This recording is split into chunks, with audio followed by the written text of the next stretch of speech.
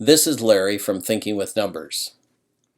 I'd like to give you a brief explanation of how to navigate through this page, which contains all of our Thinking with Numbers lessons. Let's begin by looking at the middle of this page.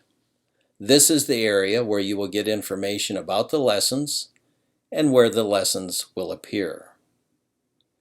On the left of this page, you will notice we have 6 categories.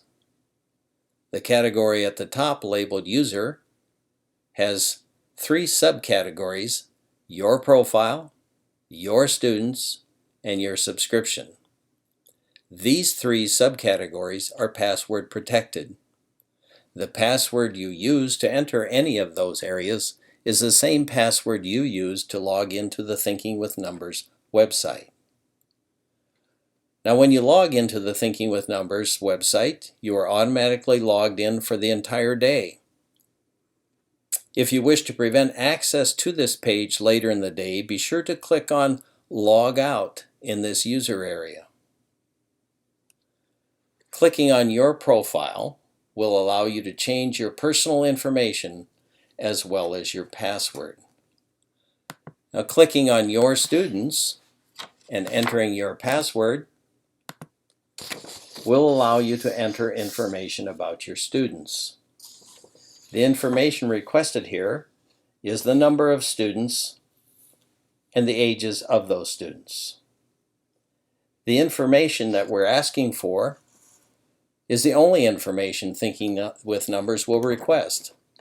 Thinking with Numbers does not collect any personal information about your students, nor do we share any information with any outside sources.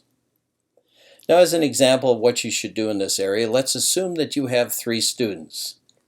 The students are Andrew, age 3, Amanda, age 5, and Aaron, age 7. Now, since you have 3 students, click on the Add New Student button 3 times.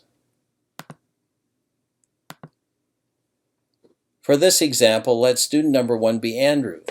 So we will set the age of student number 1 at 3. Student number 2 will be Amanda, so we set the age of student number 2 at 5.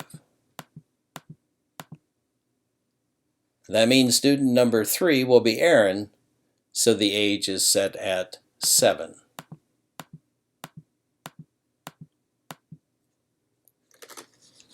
Thinking with Numbers does not register student names, so you will have to remember that student number 1 is Andrew, student number 2 is Amanda, and student number 3 is Aaron. You will need this information when your students are using the online assessments. So before you exit this area, click Save. Let us continue. The Thinking with Numbers lessons are contained in the next 3 categories. The categories are Making Sense of Counting and Comparing, Making Sense of Numbers and Partitions, and Making Sense of Adding and Subtracting. If you click on the names of any of these categories, you will get a drop-down menu listing additional subcategories and/or the actual lessons. For example, clicking on Making Sense of Counting and Comparing expands to list the subcategories you now see. If you click on the Suggestions for Parents, you will get some helpful information on how you can begin using the lessons contained in this category.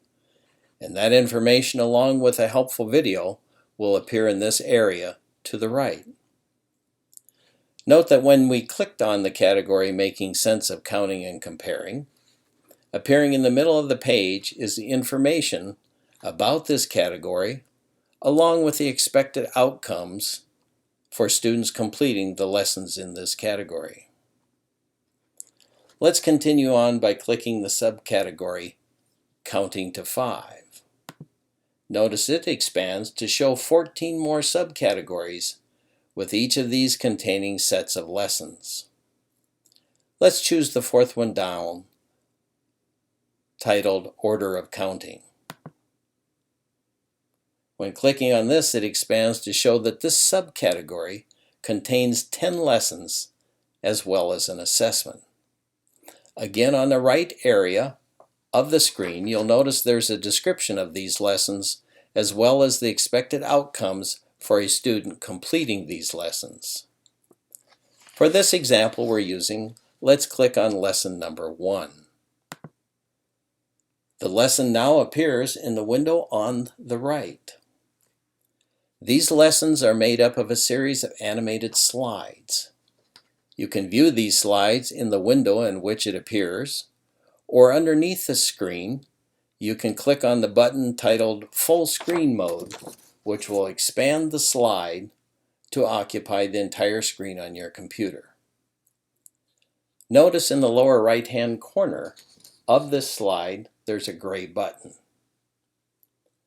The gray button will indicate what you should do after watching the animation and reading the slide.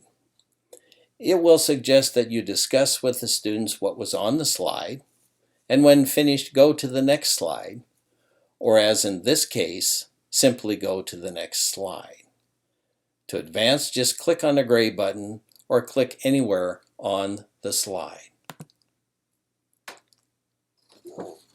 If you wish to go back in the slide sequence or advance in the sequence, move your cursor to the far left side of the screen and let it hover there for a moment. The list of slides should appear. Keeping your cursor over the slides will allow you to move through the slides and pick the one that you want. Click on it and it should appear in the slide window.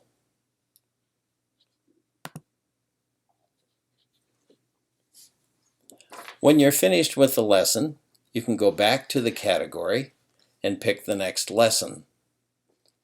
It is important for you to keep track of which lessons you have completed. The Thinking with Numbers website does not keep a record of the lessons you have completed. You should know that you do not have to complete every lesson in the category. When you feel your student has mastered the content of the lesson, go to the end of the category and select the assessment. Have your student complete the assessment, and if they do well, you can move on to the next category. You could also use the assessment before you start any of the lessons to determine if your student understands the material in this category. If they do, you can move on to another category. Now, clicking on a category that you have previously expanded will cause that category to collapse. For example, order of counting is expanded, but if I click on it again, it collapses. If I click on counting to 5, which has expanded, it will contract. If I click on making sense of counting, which is in expanded form, it too will contract.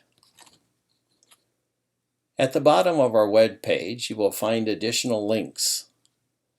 Please use the contact link located at the bottom to send us any questions and comments you may have.